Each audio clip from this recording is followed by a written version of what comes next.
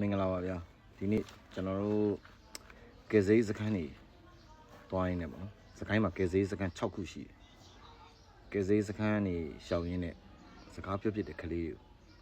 စကားပြောပြတဲ့ခါကျတော့အဲ့ဒီမှာ10တန်းအခုဒီဟိုထဲမှာ12တန်းပေါ့နော်12တန်းကျောင်းသူလေးလည်းပါတယ်သူတို့တွေနဲ့စကားပြောပြတော့သမီးတို့နေစရာအိမ်လည်းမရှိတော့ဘူးပြိုကျသွားပြီနော်စာမွေးလည်းပြန်ဖြေခိုင်းတယ်တမီးတို့မှာစာအုပ်တွေလည်းမရှိတော့ဘူးအခုတော့ကွင်းမြင့်ထဲမှာအခုဒါနိုင်ငံတော်ကထိုးပေးရတဲ့တဲလေးတွေနဲ့နေရတယ်တချို့တွေဆိုတဲတွေမရသေးလို့စောင့်နေရတယ်အဲ့လိုအနေထားတွေနဲ့ကြုံတွေ့နေရတယ်အဲ့ဒါကိုတဲ့တမီးတို့စာမွေးပြန်ဖြေခိုင်းတယ်တဲ့ကျွန်တော်တို့မသိပါဘူးဒီကိစ္စတွေကျွန်တော်တို့လည်းမသိဘူးကျွန်တော်တို့ဒီဘက်မှာကယ်ဆယ်ရေးတွေလုံးလည်လိုက်နေကျွန်တော်တို့28ရက်နေ့တည်းကနေပြီးတော့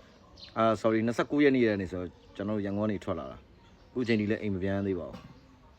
ဒီမှာပဲဖြစ်လို့နေမန္တလေးမှာဆိုလဲကျုံးပေးအိတ်လမ်းပေးအိတ်အဲ့လိုအနေထားမျိုးနဲ့နေခဲ့တာပါဒီနေ့ပြောတဲ့စကားကြားတော့တော်တော်စိတ်မကောင်းဖြစ်သွားတယ်ကလေးတွေကအခုဆောင်မွဲဖြေတဲ့ကလေးတွေရဲ့ဖြေလာစာရက်တွေရတဲ့မီးလောင်သွားလို့တဲ့ကလေးတွေကိုဆောင်မွဲပြန်ဖြေခိုင်းမယ်တဲ့နည်းနည်းလေးတော့ကိုချင်းစာတရားထားကြပါဗျာနော်တချို့တွေကသေသွားပါပြီနော်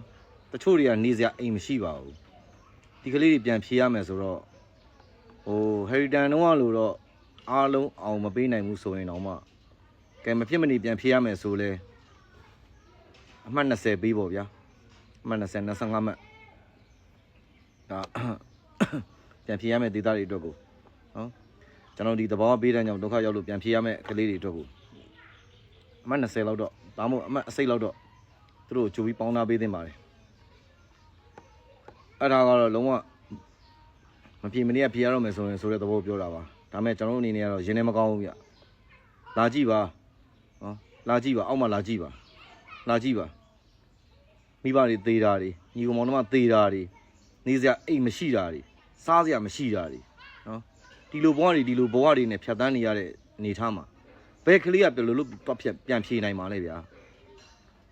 လာကြည့်ပါမြေပြင်လာကြည့်ပါမြေပြင်လာကြည့်ပြီးမှအဲ့ဥပဒေထုတ်ပါလားဗျာအဲ့ဒါပိုကောင်းမယ်လို့ထင်ပါအရင်လာကြည့်ပါလာကြည့်ပြီးတော့ကလေးနဲ့အရင်စကားပြောကြည့်ပါ